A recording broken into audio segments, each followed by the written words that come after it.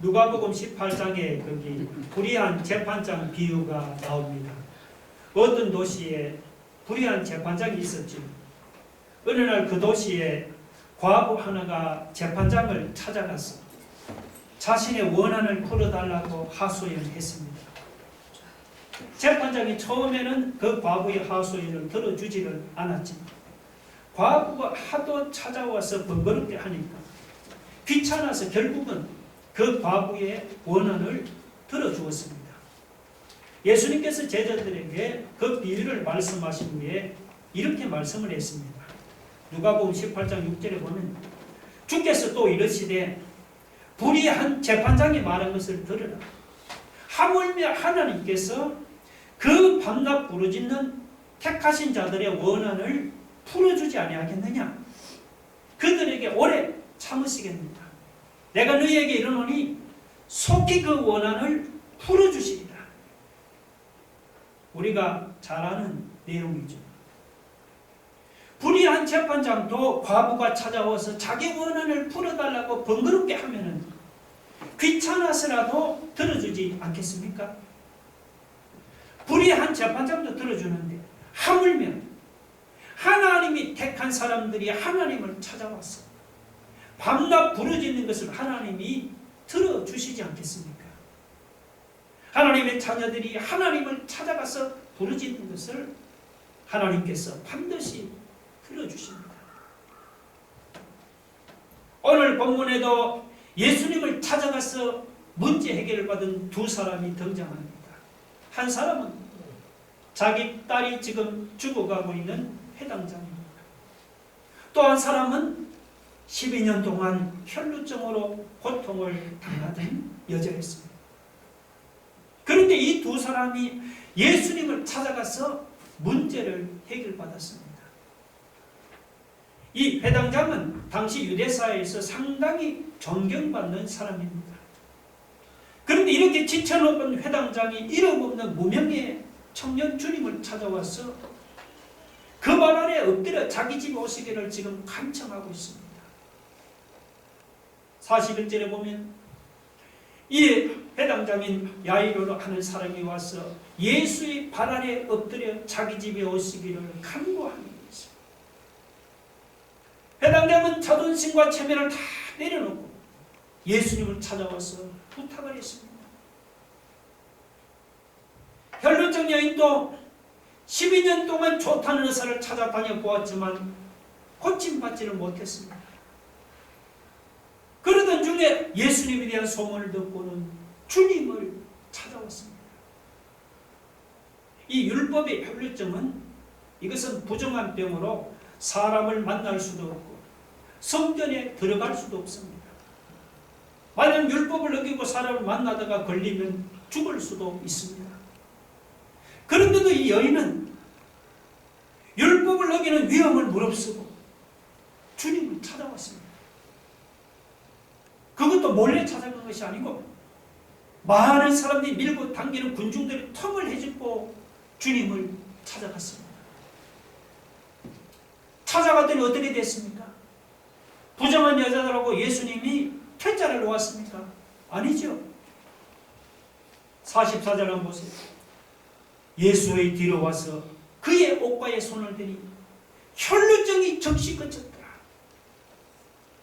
여자가 예수님을 찾아갔더니 12년 동안 고침받지 못한 혈루증이 즉시 고침을 받았습니다.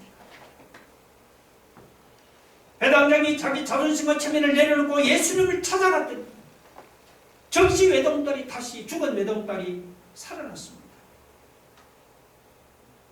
여러분, 성경에서 하나님의 능력을 체험했던 사람들은 가만히 앉아 있었던 사람들이 아닙니다. 회당장은 자기 딸의 병을 고치기 위해서 자존심과 체면을 내려놓고 예수님을 찾아가서 주님의 발 아래 무릎을 꿇었습니다. 혈루증에게는 율법을 어기는 위험을 무릅쓰고 주님을 찾아갔습니다. 어떤 상황이든지 모두가 간절한 심령으로 주님을 찾아갔습니다. 문제 해결을 받았습니다. 마태복음 7장 7절 8절 한번 같이 봅시다. 다 같이 시작. 구하라 그리하면 너희에게 주실 것이요 찾으라 그리하면 찾아낼 것이요 문을 두드리라 그리하면 너희에게 열릴 것이요 구하는 이마다 받을 것이요 찾는 이는 찾아낼 것이요 두드리는 이에게는 열릴 것입니다. 이사야 55장 6절 7절 같이 한번 봅시다. 시작. 너희는 여호와를 만날 만할 때에 찾으라 가까이 계실 때에 그를 부르라 그리하면 그가 긍휼히 계시리라. 우리 하나님께로 돌아오라 그가 너그럽게 용서하시리라. 너희는 여호와를 만날 만할 때에 찾고 가까이 계실 때 그를 부르라고 했습니다. 구하면 주실 것이요 찾으면 찾아낼 것이요 문을 두드리면 열릴 것이라고 했습니다. 그 말대로 회당장이 자기 자존심과 체면을 내놓고 주님을 찾아갔을 때 죽은 딸이 다시 살아나는 일이 일어났습니다. 혈루증 여인이 군중들이 밀고 당기던 그 틈을 헤집고 예수님을 찾아갔을 때 12년 동안 낫지 않고 혈루병이 나는 기적이 일어났습니다. 할렐루야. 우리도 세상을 살다가 이런저런 어려움을 당합니까? 혹은 내 힘으로 해결할 수 없는 문제로 어려움을 당합니까? 그렇다고 자존심 생각하고 체면 생각하면서 가만히 앉아 있는다고 다른 사람들이 나서서 내 문제를 해결해 주는 것이 아니죠. 문제 앞에서 우리가 가만히 앉아있지만 말고 회당장 야이로처럼 우리의 자존심과 체면을 내려놓고 예수님을 여러분 찾아가고 있어요. 혈루증 여인처럼 예수님을 만나면 내 문제가 해결된다는 이런 간절한 심정을 가지고 주님을 찾아가고 있어요. 우리가 이런 간절한 심정을 가지고 주님을 찾아가면 주님은 우리를 만나주십니다. 우리가 당한 문제를 해결해 주실 줄로 믿으시기 바랍니다. 회당장 야이로가 주님을 찾아가서 자기 딸을 살려달라고 간청을 합니다. 주님이 그를 따라 나섰습니다. 그런데 예수님이 야이로의 집으로 가시던 중에 12해를 혈루증을 앓던 여자가 몰래 주님 뒤로 와서 예수님의 옷가에 손을 대는 돌발 변수가 일어났습니다. 주님은 그 일로 인해서 가던 길을 멈추었습니다. 그런데 더 놀라운 것은 그 여자가 예수님의 옷가에 손을 대는 순간 12년 동안 고침받지 못하던 혈루증이 즉시 그치는 놀라운 일이 일어났습니다. 여러분 43절 보세요. 이에 12해를 혈루증으로 앓는 중에 아무에게도 고침을 받지 못하던 여자가 예수의 뒤로 와서 그의 옷가에 손을 대니 혈루증이 즉시 그쳤다. 당시 예수님 주변에 많은 인파들이 있었습니다. 이 여자 말고도 많은 사람들이 예수님 옷자락을 만졌을 것입니다. 그런데도 예수님은 그냥 스치는 손길과는 다른 어떤 특별한 손길이 주님의 옷자락을 만진다는 것을 느꼈습니다. 그래서 예수님께서 주위를 둘러보시면서 이렇게 물었어요. 45절 보면 예수께서 이러시되 내게 손을 댄 자가 누구냐 하시니. 아니 지금 많은 사람들이 밀려드는 상황에서 한두 사람만 예수님의 옷에 여러분 손을 댔겠습니까? 수많은 사람들이 밀려들어 밀고 당기면서 예수님의 옷자락에 지금 손을 대는데 그것을 어떻게 다 알 수가 있겠습니까? 그런데 예수님은 그런 뜻으로 물으신 게 아니죠. 물론 예수님 주변에 있던 사람들은 막 밀고 밀리면서 그냥 예수님의 옷깃을 스쳐 지나갔을 뿐입니다. 그러나 이 혈루증 여인은 그렇게 무리들에게 밀고 밀리다 우연히 예수님의 옷자락에 손을 댄 것이 아니지요. 여러분 오늘 본문에는 없지만 마가복음 5장 28절에 보면 이런 구절이 있습니다. 같이 한번 읽어봅시다. 시작. 이는 내가 그의 옷에만 손을 대어도 구원을 받으리라 생각합니다. 이는 내가 그의 옷에만 손을 대어도 구원을 받으리라. 혈루증 여인은 예수님의 그 옷자락만 만져도 자기 병이 나을 줄로 믿었습니다. 그런 믿음으로 주님의 옷자락에 손을 댄 것입니다. 이것이 다른 점이죠. 주님 나는 회당장처럼 떳떳하게 주님을 찾아갈 수도 없는 부정한 여자입니다. 그래서 이렇게 도둑놈처럼 몰래 나와서 뒤에서 주님의 옷자락만을 만집니다. 주님을 찾아가고 싶어도 찾아가지 못하는 이 여자의 심정이 여러분 얼마나 비참하고 괴롭겠습니까? 그래도 이 여자는 내가 예수님의 옷자락에 손을 대기만 해도 자기 병이 나을 줄로 믿었습니다.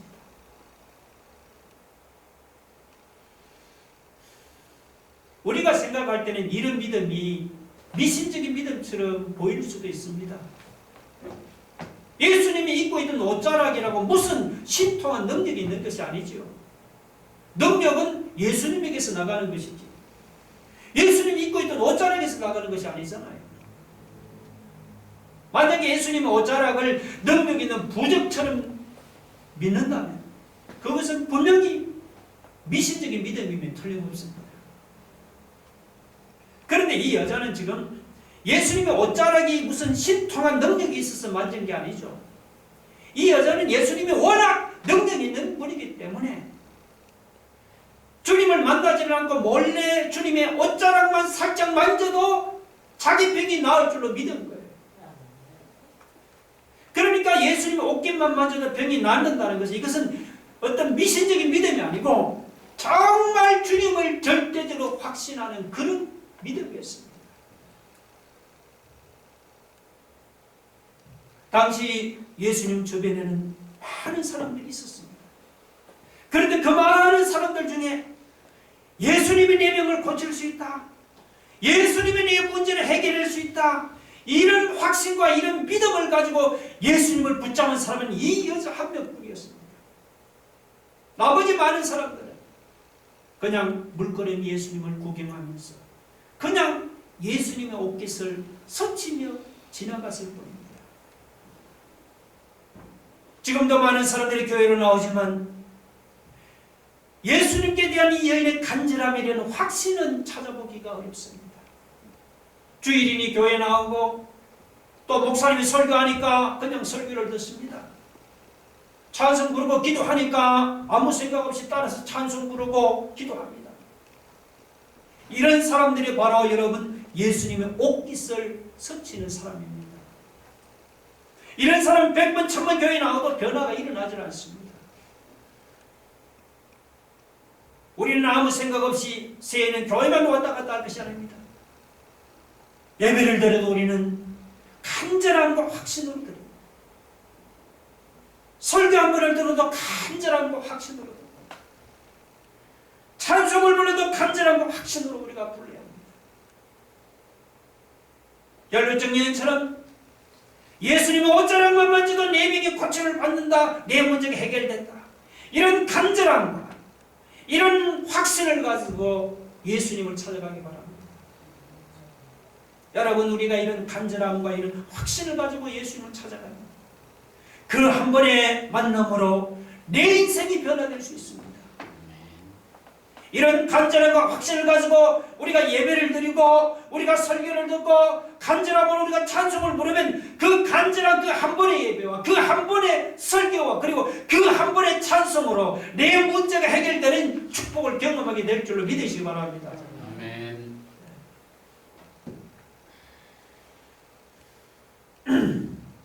이 혈루증 여인은 예수님 덕분에 불치의 병에서 고침을 받았습니다. 그런데 그 여인을 만난 것 때문에 회당장 야이로의 집으로 가시던 예수님의 발걸음이 지체되었죠. 예수님께서 혈루증 여인과 대화를 나누면서 지체할 때 그때 회당장의 집에서 정갈이 왔어요. 자, 49절 한번 보십니다. 아직 말씀하실 때 회당장의 집에서 사람이 와서 말하네, 당신의 딸이 죽었나이다. 선생님을 더 이상 괴롭게 하지 마소서 하거나. 예수님이 길에서 잠시 지체하는 동안에 그만 회당장의 딸이 죽고 말았네요. 아, 딸이 죽었으니 회당장으로서는 더 이상 희망이 없잖아요. 그때 예수님은 딸을 잃고 낙심하는 회당장에게 두려워하지 말고 믿기만 하라고 말씀했습니다. 아니, 딸이 살아있다면 회복될 수 있다는 희망이 있는데 딸이 이제 죽어버렸으니 희망이 없잖아요. 그런데도 예수님은 두려워하지 말고 믿기만 하라고 말씀을 하니까 우리가 볼 때는 이해가 안 되죠. 그러나 여러분, 우리가 이해가 안 되는 일을 주님이 하시는 데는 말이죠, 우리가 모르는 깊은 뜻이 있습니다. 우리 생각을 뛰어넘는 축복을 주기로 주님이 작정했기 때문입니다. 예를 들어 복음서를 보면 예수님이 빌립에게 광야에 있는 5,000명의 무리들에게 떡을 주라고 하지 않았습니까? 그것은 이미 예수님이 기적을 행하기로 작정했기 때문입니다. 예수님이 또 나사로가 병들었다는 것을 아시고 바로 가시지를 않고 이틀이나 더 지체하지는 않았습니까? 그것은 예수님이 나사로를 죽은 가운데서 살리려고 결정했기 때문입니다. 오늘 여기 본문에서 예수님 회당장에게 딸이 죽었는데도 계속해서 믿기만 하라고 말씀한 것도 마찬가지입니다. 예수님은 회당장의 죽은 딸을 살리기로 작정했기 때문에 두려워하지 말고 믿기만 하라고 말씀한 것입니다. 그리고 예수님 그 말씀이 빈말이 아니었죠. 예수님 말씀대로 실제로 죽은 딸이 다시 살아나는 그런 기적이 일어나지 않았습니까? 예수님 말씀대로 우리가 한번 예수님을 믿기로 했습니다. 여러분, 중간에 어떤 어려움이 생각하고 우리는 포기하지 말고 끝까지 믿어야 하는 거예요. 왜 그랬습니까? 왜냐하면 예수님은 우리를 바로 돕지 않고 지체하는 데는 이유가 있기 때문이죠. 하나님께서 우리에게 여러분에게 큰 은혜를 주시기 전에 반드시 여러분의 믿음을 달아보십니다. 재어보십니다. 우리가 하나님이 그 시험에 합격을 해야 큰 축복을 받을 수가 있습니다.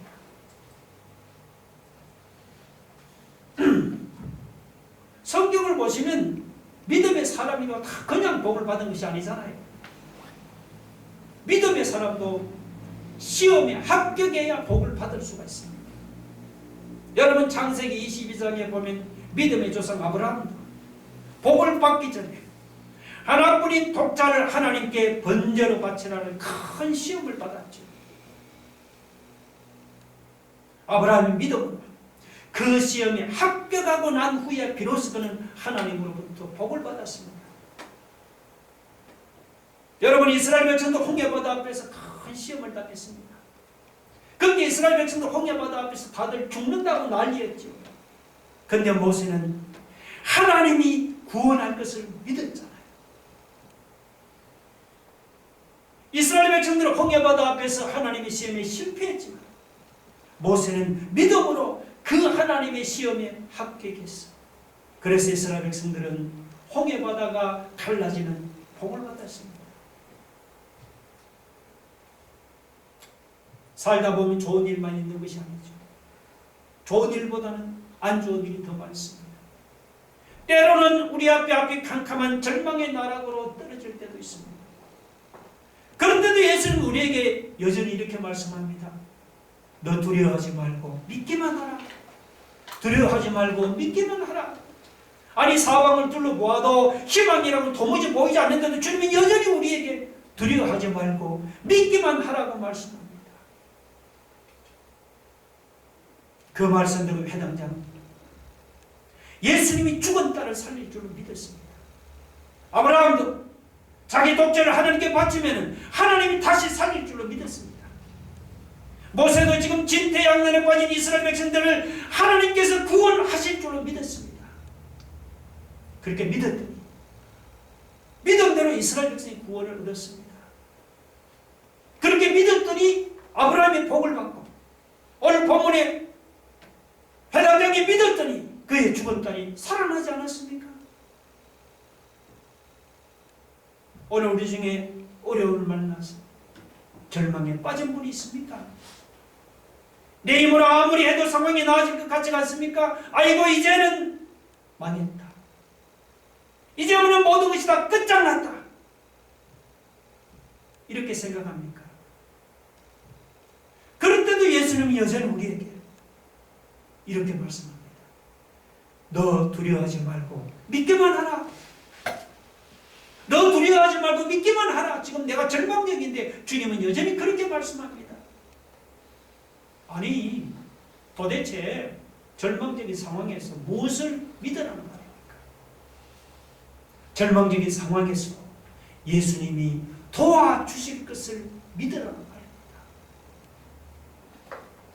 절망 중에도 예수님이 도와주실 것을 믿으면 믿음대로 회당장 야이로나 아브라함이나 모세처럼 정말 앞이 캄캄한 절망적인 상황에서도 예수님께서 도와주시는 놀라운 기적을 여러분이 경험하게 될 줄로 믿으시기 바랍니다. 아멘. 52절 보면은 모든 사람이 아이를 위하여 울며 통곡하며라고 했습니다. 예수님이 회당장의 집에 도착했습니다. 사람들은 아이의 죽음으로 인해서 울고 야단이었습니다. 그런데도 예수님은 이상한 말씀을 하시죠.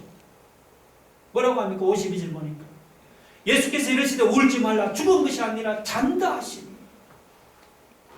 회당장의 딸이 죽었는데 예수님, 아이가 지금 죽은 것이 아니라 잔다는 것입니다. 지금 아이가 죽어서 지금 장례식을 치르고 있는데 죽은 것이 아니고 잔다는 것이, 이게 이런 무슨 뚱딴지 같은 이런 소리입니까? 그들이 그 죽은 것을 아는 것을 비웃더라고 했습니다. 53절. 장례식에 참석했던 사람들이 아이가 죽은 것이 아니고 잔다는 예수님 말씀을 듣고는 모두들 주님을 비웃었습니다. 무슨 소리다. 그런데 그들은 예수님의 말씀을 오해했습니다. 예수님의 말씀은 그 아이가 죽지 않았다는 것이 아니죠. 그 아이는 분명히 죽은 거예요. 죽음 앞에서 우리가 더 이상 해볼 것이 없잖아요. 그러나 사람이 할 수 없다고 예수님까지 할 수 없는 것이 아니죠. 예수님은 죽은 사람도 살릴 수 있는 거예요. 그래서 예수님은 이 소녀가 죽은 것이 아니고 잔다고 말씀했습니다. 여러분, 어젯밤에 잠을 잤다가 오늘 아침에 깨어났잖아요. 안 깨어난 사람 없잖아요. 또 오늘 밤 집에 가서 잠을 자면 또 내일 아침에 다시 다 깨어나겠죠. 여러분, 월요일 아침에 늦잠 자는 아이를 엄마가 흔들어 깨우잖아요. 그러면 그 아이는 잠에서 깨어나서 칫솔질을 하고 밥을 먹고 학교에 가죠. 바로 예수님께는 그 죽은 사람을 살리는 것이 여러분의 아이들, 늦잠 자는 아이를 깨우는 것보다, 그 엄마보다 더 쉬운 일이다 말이죠. 54절 보니까 예수께서 아이의 손을 잡고 불러 이르시되 아이야 일어나라 하시니 그 영이 돌아와 아이가 곧 일어나고 했습니다. 예수님께서 죽은 그 아이의 손을 잡고 아이야 일어나라고 말씀하니까 죽은 아이가 곧 일어나서 걸어다니는 놀라운 일이 일어났습니다. 요한복음 11장에서 예수님이 죽은 나사로를 살릴 때도 동일하게 말씀으로 살렸죠. 나사로야 나오느라 말씀합니다. 죽은 지 나흘이 지난 소홍장 수일은 둘둘만 채로 그냥 무덤에서 걸고 오잖아요. 누가복음 7장에서 나인성 밤에 죽은 아들을 살릴 때도 예수님은 동일한 말씀으로 살렸습니다. 예수님께서 그 장례 행렬 청년아 일어나라고 말씀하니까 죽은 청년이 그냥 벌떡 일어났습니다. 무슨 말씀입니까? 우리는 불가능하지만 예수님께는 죽은 사람을 살리는 것이 늦잠 자는 아이를 깨우는 일보다 쉬운 일이다 말이죠. 그런데도 사람들 이 소녀가 죽은 것이 아니라 참다는 예수님의 말씀을 이해하지를 못했습니다. 그래서 예수님을 비웃었습니다. 지금도 기독교를 비웃는 사람들이 있잖아요. 사람이 죽는 것은 끝이 아닙니다. 마지막 때 예수님이 우리 이름을 부르시면 죽은 사람이 다 살아날 것입니다. 이런 말을 하면 사람들이 우리를 비웃을 것입니다. 그러나 사람들이 다시 여러분 비웃어도 다시 살아나죠. 달리다 보면 소녀야 일어나라, 나사로야 나오너라. 청년아 일어나라. 예수님의 그 한마디 말씀에 회당장에 죽은 소녀가 살아납니다. 죽은 청년이 살아납니다. 죽은 나사로가 다시 살아났습니다. 마지막 날에 예수님께서 우리의 이름을 부르시면은 우리도 다시 살아날 것입니다. 여러분 그 사실 믿습니까? 그러면 우리는 이제 더 이상 내가 무엇을 먹을까 무엇을 마실까 같은 이런 생활의 문제를 우리가 염려해서는 안 됩니다. 내 앞에 비록 사망이 없지만 골짜기보다도 더한 시련이나 더한 어려움이 놓여 있을지라도 우리는 두려워해서는 안 됩니다. 왜 그렇습니까? 왜냐하면 우리가 믿는 예수님은 어떤 분이죠? 바로 우리가 믿는 예수님은 죽은 사람도 살리는 능력의 하나님이기 때문이죠. 여러분 생각해 보세요. 아니 죽은 사람도 살리는 예수님, 우리가 먹고 사는 문제 하나를 해결해 주시지 않겠습니까? 아니 죽은 사람도 살리는 능력의 주님이 우리가 당하는 시련 하나를 해결하지 못하겠습니까? 죽은 문제도 해결하시는 주님, 먹고 사는 문제나 혹은 여러분이 당하는 시련이 우리가 볼 때는 이게 어려운 문제겠지만 이게 예수님께는 전혀 어려운 문제가 아니다 말이죠. 죽은 자도 살리는 예수님께는 그 정도 좀은 뭡니까? 손쉽게 해결해 주십니다. 아이야 일어나라. 해당장에 죽은 딸에게 말씀한 예수님께서 오늘 우리에게도 똑같이 말씀하고 있습니다. 사랑하는 아들아 일어나라. 사랑하는 딸아 일어나라. 여러분 우리가 지금 어떤 상황에 놓여 있습니까? 우리가 지금 어떤 어려운 상황에 놓여 있더라도 우리 이름을 부르시는 그 전능하신 주님께 여러분이 믿음으로 여러분의 삶을 온전히 맡겨보세요. 우리 삶을 주님께 맡기면 우리가 먹고 사는 문제를 주님 다 해결해 주십니다. 우리 삶을 주님께 맡기면 죽은 자도 살리는 그 능력의 주님, 우리의 죽은 문제를 해결해 주신 그 능력의 주님, 사망의 엄침한 골짜기에서 우리를 건져주십니다. 아니 사망의 엄침한 골짜기보다도 더한 시련이나 더한 어려움에서도 건져주십니다. 우리가 믿는 주님은 죽은 사람도 다시 살리는 여러분 능력 있는 하나님이신 것을 믿으시기 바랍니다. 아멘. 우리 한번 다 같이 눈을 감고 기도하겠습니다. 여러분 오늘 예수님은 해당장의 죽은 딸을 살린 능력 있는 하나님, 죽은 문제를 해결해 주신 그분이 먹고 사는 문제, 우리가 당한 시련 하나 해결하지 못하겠습니까? 여러분 지금 주님이 여러분에게 어떤 절망적인 상황에도 너는 여전히 믿기만 하라고 말씀합니다. 너는 믿기만 하라. 이 시간 문제 앞에서 가만히 앉아있지만 옷깃만 맞아도 내면이 나타내는 간절하고 확신해가지고 우리가 주님을 찾아갑시다. 우리가 간절하고 확신해가지고 주님을 찾아가면은 우리 한 번에 만든 거 한 번에 해버려도 내 문제를 해결받을 수가 있습니다. 하나님 오늘 이 시간 우리도 주님을 찾아가서 내 문제를 해결받도록 한번 다 같이 한번 통성을 기도하겠습니다. 할렐루야. 하나님 아버지 해당적인